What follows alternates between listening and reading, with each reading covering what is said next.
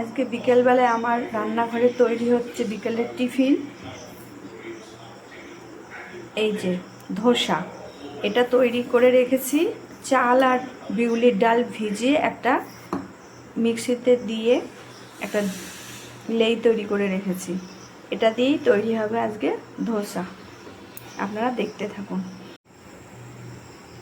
আমি তৈরি করব মশলা ধোসা। এই জন্য মশলা ধোসার একটা তরকারি তৈরি করতে হবে, আর এই তরকারিটা এখন তৈরি করব। এই যে দেখে নিন তরকারি, যে গ্যাস ধরিয়ে দিয়েছি, কড়াইও বসিয়ে দিয়েছি। এবারে দিলাম কিছুটা সর্ষের তেল। তেলটা গরম হয়ে যাওয়ার পরে দেব সর্ষে ফোড়ন আর কারি পাতা। এই যে সর্ষের তেল গরম হয়ে গেছে, এবারে কয়েকটা সর্ষে ফোড়ন দিয়ে দিলাম।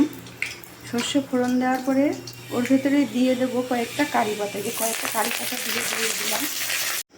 এবারে কারি পাতাটা একটু ভাজা মতন হলে দিয়ে দিচ্ছি কুচনো পেঁয়াজ, তারপরে দিয়ে দিচ্ছি কুচনো কাঁচা লঙ্কা। এবারে একটু নাড়িয়ে চাড়িয়ে দিয়ে দেবো এর ভেতরে কুচনো আলু। এই যে দেখুন, এবারে এই যে আলুগুলো ঢেলে দিলাম। আলুগুলো দেওয়ার পরে দিয়ে দেবো কিছুটা শুকনো ছোলার ডাল।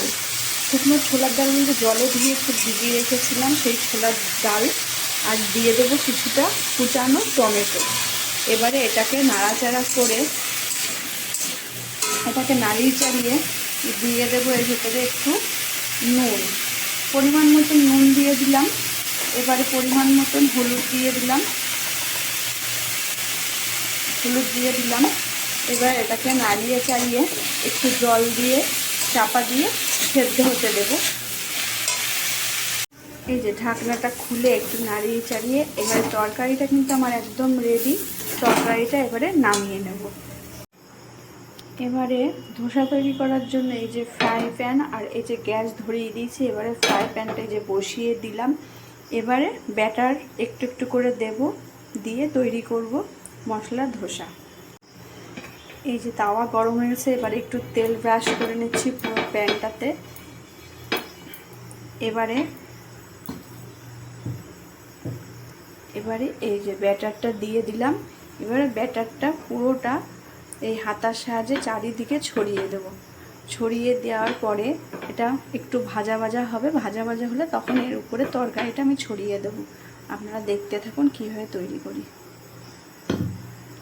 এই যে ব্যাটারটা তৈরি হয়ে গেছে, এবারে এর উপরে তরকারিটা দিয়ে দেবো আমি হাতার সাহায্যে। এইভাবে হাতা কি চামচ এইভাবে দিয়ে দেবেন।